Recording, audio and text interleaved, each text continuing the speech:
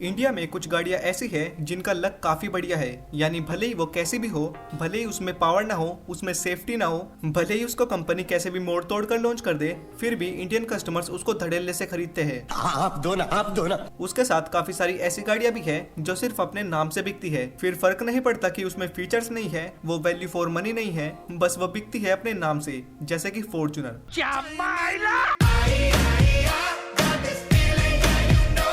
लेकिन भाई कुछ गाड़ियां इंडिया में ऐसी भी आकर चली गई जो हद से ज्यादा अंडररेटेड थी और इंडियंस ने उनको समझने में देर कर दी, और जब तक वो इंडियंस को समझ में आई तब तक वो डिसकंटिन्यू हो चुकी थी और आज सोचते हैं कि काश ये गाड़ी दोबारा रीलॉन्च हो जाए। तो आइए आज के इस वीडियो में हम कुछ मोस्ट अंडररेटेड कार्स के बारे में बात करते हैं जो कि अपने समय से पहले आ गई और रिजल्ट वो डिसकंटिन्यू हो गई। आइए देखते हैं, मजा आएगा। पहली कार है सुजुकी किजासी। अब आप इसको कोई रेगुलर मारुति सुजुकी की कार मत समझना, क्योंकि इससे बेटर गाड़ी शायद ही मारुति ने आज तक इंडिया में लॉन्च की हो। किजासी बेसिकली एक प्रीमियम मिड साइज सेडान थी जिसको इंडिया में 2011 में लॉन्च किया गया, और प्रीमियम सेडान इसीलिए क्योंकि मारुति इंडिया में अपनी पोजीशन थोड़ी बेटर करना चाहती थी, क्योंकि अभी तक मारुति के पास सब छोटी कार सी थी। किजासी में हमको बढ़िया स्पोर्टी लुक्स मिलती थी, रियर में स्पॉइलर मिलता था, दो रियल एग्जॉस्ट मिलते थे। 2011 में इस गाड़ी में 18 इंच के अलॉय व्हील्स मिलते थे, जितने कि आज के टाइम पर फॉर्च्यूनर जैसी बड़ी गाड़ी में मिलते हैं। और फीचर्स की बात करें तो rain sensing wipers, heated seats, electric power driver seat, ambient lighting, dual zone climate control. भाई आज भी मारुति की गाड़ी में आपको इससे ज्यादा फीचर्स नहीं मिलेंगे, तो जो लोग 2011 में इसको देख रहे होंगे उनके लिए ये किसी मेबाक से कम नहीं होगी। लेकिन इस गाड़ी की सबसे मस्त चीज तो अब आएगी, और वो है इसकी पावर। आज से 13 साल पहले इस सेडान में हमको 2.4 लीटर का पेट्रोल इंजन मिलता था, जो इस गाड़ी को 185 हॉर्स पावर और 230 Nm का टॉर्क प्रोवाइड करता था।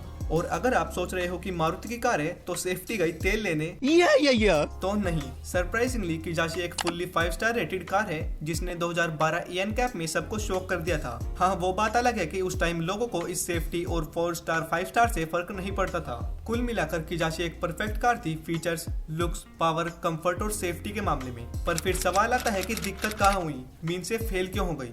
तो क्या हुई? तो इसके फेल होने के पीछे मेन कारण है इसका प्राइस। कंपनी इस गाड़ी को इंडिया में मैन्युफैक्चर नहीं करती थी, बल्कि इस गाड़ी को CBU यानी कंप्लीटली बिल्ट यूनिट रूट से इंडिया में इंपोर्ट किया जाता था, जिससे इस गाड़ी का प्राइस ऑटोमेटिकली बढ़ गया। मींस 2011 में इस गाड़ी का प्राइस ऑलमोस्ट 21 लाख रुपए का था, वो भी एक्स शोरूम। और जैसा कि मैंने बताया कि उस टाइम मारुति की ब्रांड इमेज ऐसे मिडिल क्लास फैमिली कार वाली थी, तो इंडियंस ने एक मारुति सुजुकी की कार पर इतने पैसे डालना वर्थ नहीं समझा। I'm not interested यार। ऊपर से मारुति जानी जाती है अपने बढ़िया माइलेज के लिए, लेकिन इसके बड़े पेट्रोल इंजन के कारण ये गाड़ी मुश्किल से 10 का एवरेज देती थी, तो इसको खरीदने का एक और चांस गया। और इसी वजह से पुअर सेल्स के कारण किजासी को 2014 में फाइनली डिसकंटिन्यू कर दिया गया।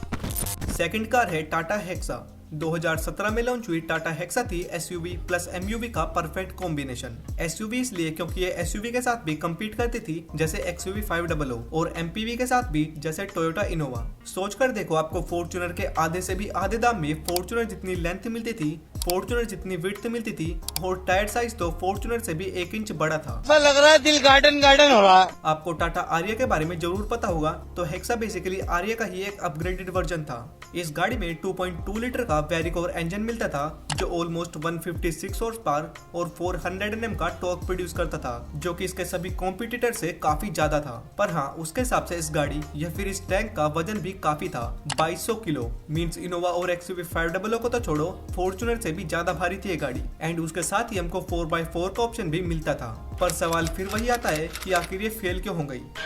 तो क्या हुई? तो इसके पीछे मेन 2 रीजन है। पहला, BS6 अपग्रेड। हेक्सा एक BS4 कार थी एंड BS6 के रूल्स आ चुके थे, पर क्योंकि इसकी सेल्स काफी कम थी तो टाटा मोटर्स ने इसको BS6 में अपग्रेड करना सही नहीं समझा, क्योंकि कम सेल्स के कारण इसका मैन्युफैक्चरिंग कॉस्ट रिकवर नहीं हो पाता। और दूसरा रीजन है टोयोटा। भले ही हेक्सा एक SUV थी, लेकिन लोग इसको MPV के सेगमेंट में कंसीडर करते थे।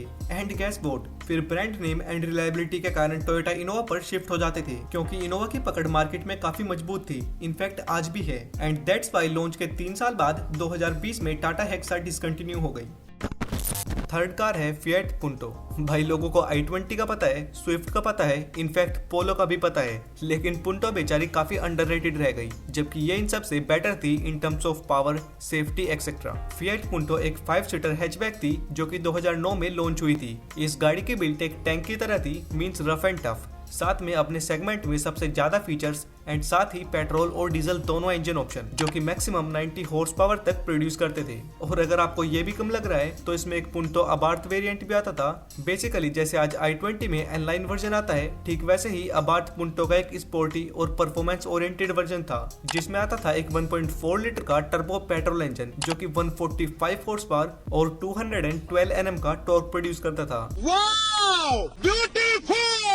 पर फिर सवाल भाई, व्हाई इट फेल्ड? क्यों?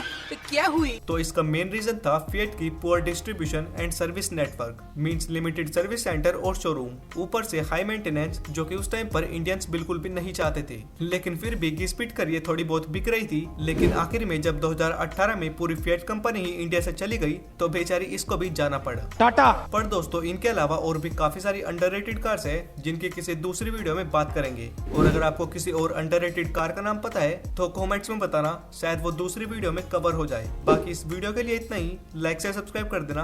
बाय।